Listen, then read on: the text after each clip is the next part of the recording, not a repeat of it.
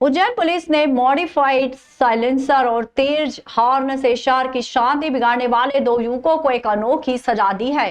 Police ने दोनों युवकों को उनकी बुलेट के पास ही बिठाकर उसका तेज शोर सुनवाया और फिर पैदल जुलूस निकाला। मामला माधवनगर थाना क्षेत्र का है, जहां पुलिस की चेकिंग के दौरान दो युवक तेज धमाके करती बुलेट से पकड़े गए।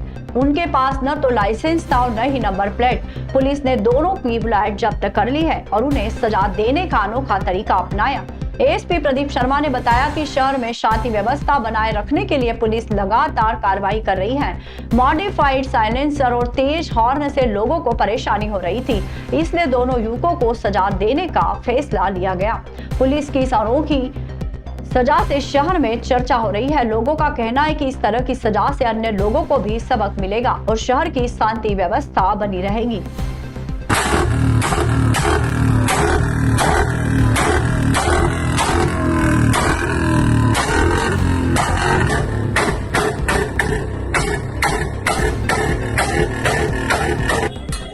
ये गजब वो बिजली आवारा गिनती कर रहे हैं। बना लो आप वीडियो में।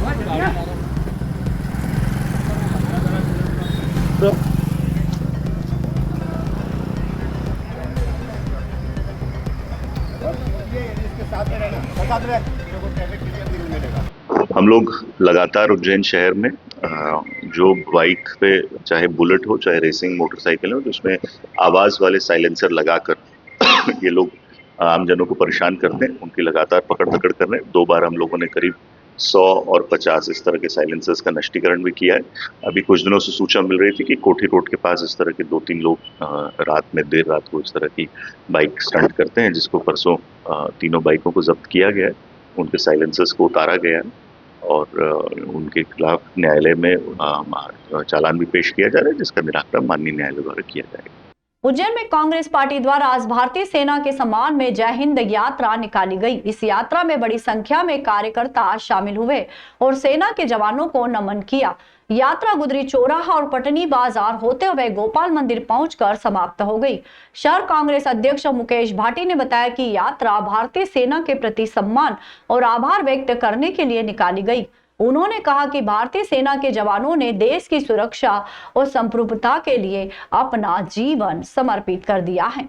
यात्रा में शहर महिला कांग्रेस कमेटी की शहर अध्यक्ष सोनिया ठाकुर सहित बड़ी संख्या में कार्यकर्ता शामिल हुए।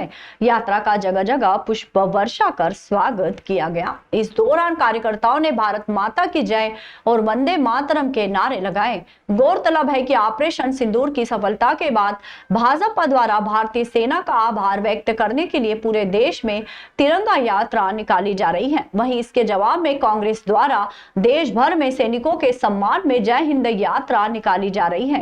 कांग्रेस पार्टी ने इस यात्रा के माध्यम से भारतीय सेना के प्रति अपना सम्मान और समर्थन व्यक्त किया है। यात्रा में शामिल कार्यकर्ताओं ने सेना के जवानों की बहादुरी और बलिदान को याद किया, उनके प्रति आभार व्यक्त किया। इस अवसर पर शहर कांग्रेस अध्यक्ष मुकेश भाटी ने कहा कि भारतीय सेना के जवानों ने देश की सुरक्षा के लिए अपना जीवन समर्पित कर दिया है। हम उनके प्रति अपना सम्मान और आभार व्यक्त करते हैं। और भारतीय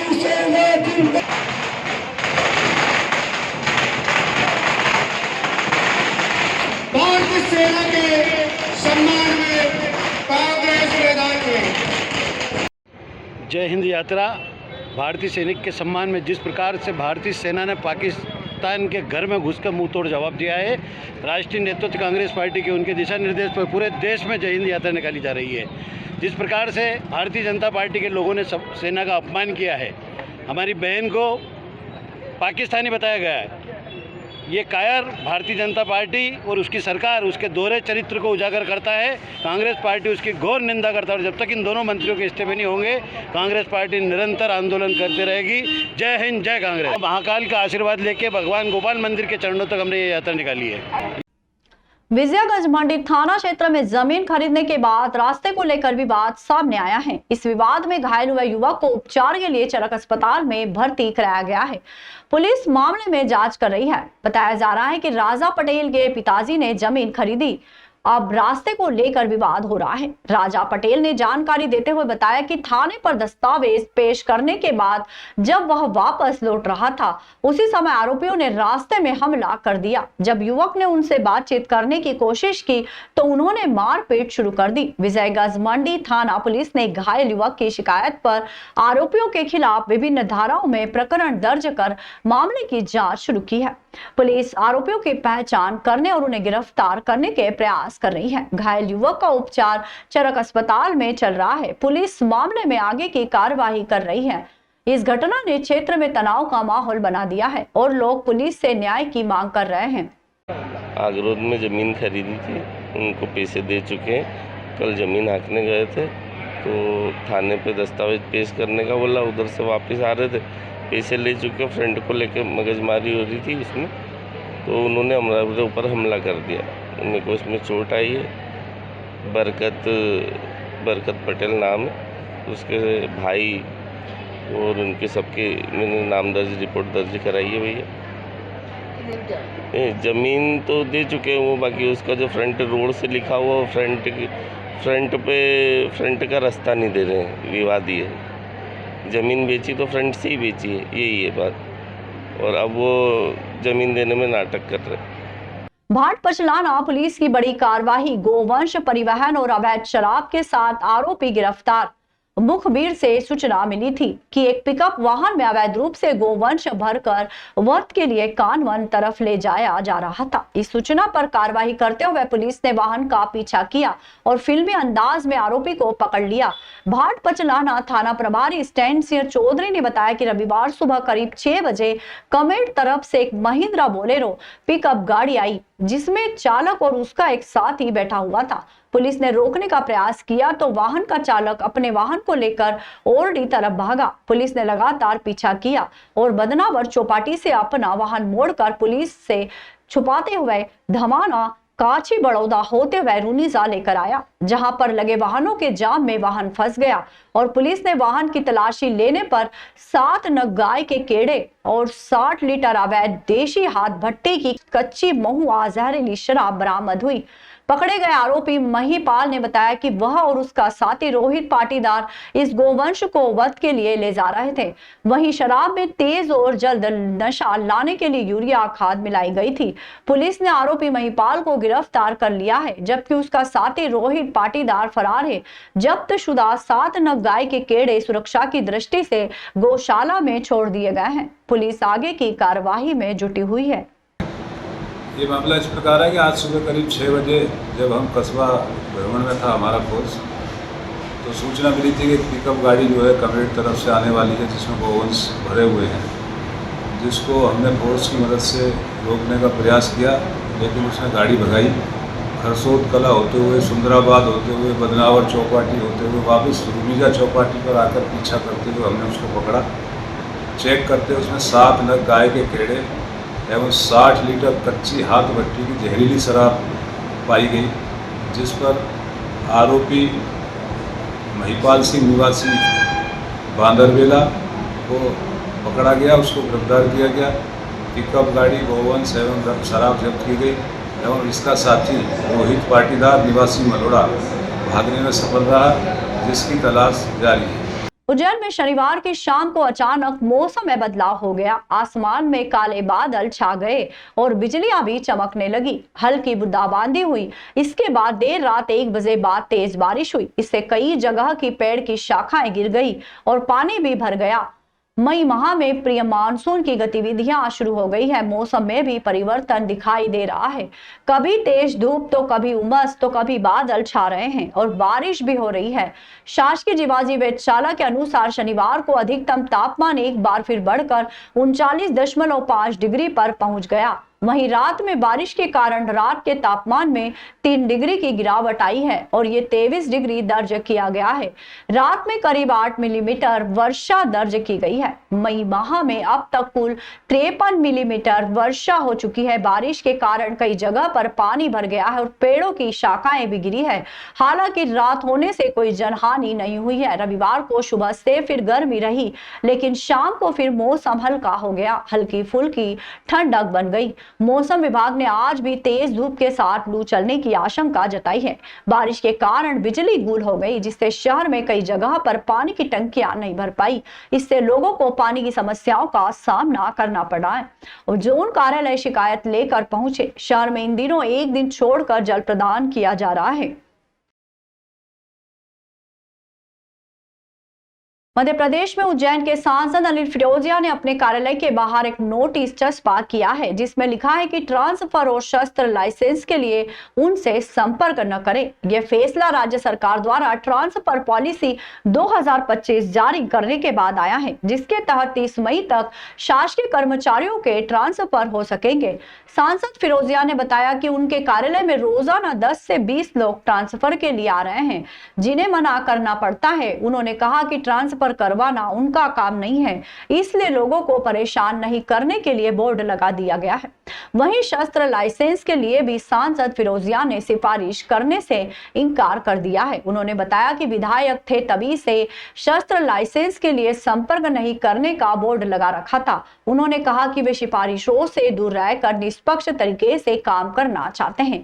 इस फैसले से साफ है कि सांसद अनिल फिरोजिया अपने कार्यालय को पारदर्शी और भ्रष्टाचार मुक्त बनाने के लिए प्रयासरत हैं। इससे लोगों को भी सुविधा होगी, अनावश्यक सिफारिशों से छुटकारा मिलेगा। मेरे तो ये जब से मैं विधायक हूँ तब से ही मैंने ये कर रखा है कि स्थानांतरण के लिए मुझसे संपर्क ना करें। और चूँकि शस्त्र लाइसेंस भी बहुत हो चुके हैं, माननीय मुख्यमंत्री जी का भी निर्देश है कि शस्त्र लाइसेंस को रोका जाए, तो इसलिए लिखा है कि शस्त्र लाइसेंस। बाकी तो हम सब काम कर ही रहे, जनता जनार्दन का जमावड़ा ये देखो भाई, ये सांसद का काम थोड़ी है स्थानांतरण, और ये काम मेरे से विकास कार्य करवा लो। स्थानांतरण के लिए विधायक इनकी अनुशंसा लगे वो ठीक है, उनके कार्य क्षेत्र में मैं हस्तक्षेप क्यों करूँ, इसलिए मैं। बिछड़ोद के पंचमुखी हनुमान मंदिर में रविवार को हिंदू समाज पंचायत का आयोजन किया गया। इस कार्यक्रम में महिला सुरक्षा और लव जिहाद जैसे ज्वलंत सामाजिक विषयों पर चर्चा की गई। कार्यक्रम का विषय जागरूक नागरिक के नाते समाज के प्रत्येक हिंदू व्यक्ति की भूमिका था।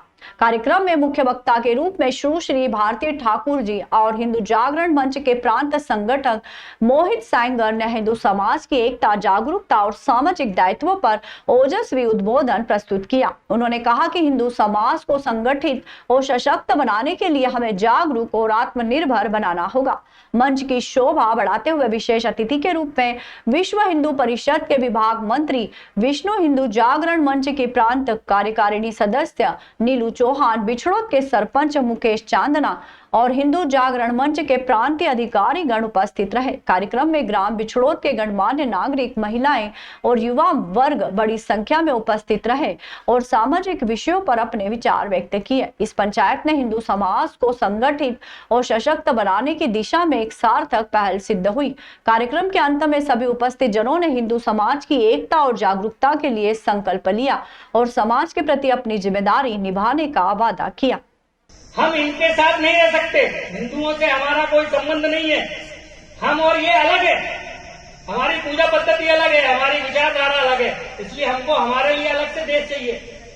भारत के नेता कमजोर थे, मान गए, अंग्रेजों का भी षड्यंत्र था, तो उन्होंने अपने हिसाब से, अपनी सुविधा से, अपनी इच्छा से अपने लिए अलग देश लिया, बंटवारा हो गया। आज बिछड़ोद नगर में हिंदू पंचायत की गई। हिंदू पंचायत में आसपास के ग्राम के 22 गांव के लोग इकट्ठे हुए थे, जिसमें एक यही उद्देश्य था कि जो लव जिहाद की घटना दिन प्रतिदिन मध्य प्रदेश में घट रही है एवं हमारे बिछड़ोद नगर में जो घटना घटी है वो अन्य गाँवों में ना घटे, ऐसा इस पंचायत का उद्देश्य था। साथ ही साथ वहाँ प्रशासन भी मौजूद था। प्रशासन ने हमको आश्वासन दिया है कि जो अपराधी है जिन्होंने इस घटना को अंजाम दिया है लव जिहाद की, उनके घर 20 तारीख तक तोड़ दिए जाएंगे। डीएसपी एवं तहसीलदार ने ये आश्वासन दिया है। अगर 20 तारीख तक उनके घर नहीं तोड़े गए तो हिंदू समाज उग्र आंदोलन करेगा, जिसकी जवाबदारी प्रशासन की रहेगी।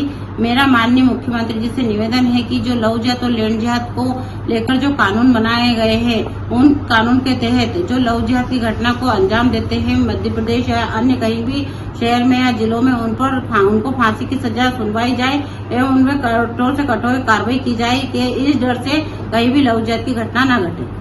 परम संत बाबा उमाकांत महाराज ने बताया कि आगामी 9 दिन आत्म कल्याण के लिए विशेष मुहूर्त है। इस दौरान नए और पुराने सभी नामदानियों को साधना में बैठने का अवसर मिलेगा। उन्होंने बताया कि इस मुहूर्त में साधना करने से अंतर में वक्त के गुरु से पूरा नाम लेने का इशारा मिल जाएगा।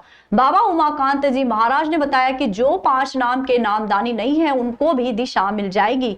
इस वक्त पर जो नाम दे रहे हैं वहां चले जाओ, उनसे पूरा नाम ले लो। जिनको इशारा मिल जाए वो भी तुरंत इस भंडारा कार्यक्रम में आ जाना। उन्होंने बताया कि ये अवसर मोज के धनी है और कम समय में भक्तों के कम प्रयास में ही ज्यादा गुरु की दया लूटने के भरपूर अवसर देने वाले हैं। इसलिए सभी को इस मुहूर्त का लाभ उठाना चाहिए और साधना में बैठना चाहिए। बाबा उमाकांत जी महाराज ने सभी से आग्रह किया है कि वे इस विशेष मुहूर्त में साधना करने का लाभ उठाएं और अपने आत्म कल्याण के लिए काम करें। यह साधना शिविर लगाई जा रही है, इसका महत्व अलग है, इसका मुहूर्त है। यह 9 दिन का है, 5 दिन इधर का यह अहम है। इसमें सबको बैठना चाहिए। जितने भी देश और विदेश में अपने गुरु महाराज के नामदानी हैं, उसके बाद के नामदानी हैं, सबको इसमें बैठना चाहिए। अधिक से अधिक समय देना चाहिए। कोई भी नामदानी हो, कहीं पर भी हो, किसी भी संस्था में हो, कोई मंदिर में हो, मंदिर का पुजारी, मठ का मठाधीश हो, कोई आश्रम चला रहा हो, कोई राजनेता हो, कोई भी हो, सबको इसमें बैठना चाहिए। हमारा तो यही आग्रह है कि सब लोग बैठें। तो एक संतों के बाद जो एक यानी समझो संतों की समाधि बन गई, मठ बन गया और समझो कि आश्रम बन गए, वहाँ पर भी जो लोग रहते हैं वो लोग भी अगर बैठेंगे तो उनके वही गुरु जिनसे उन्होंने किसी जन्म में नामदान लिया था, इस 9 दिन के मुहूर्त में उनको भी फायदा दिखाई पड़ेगा।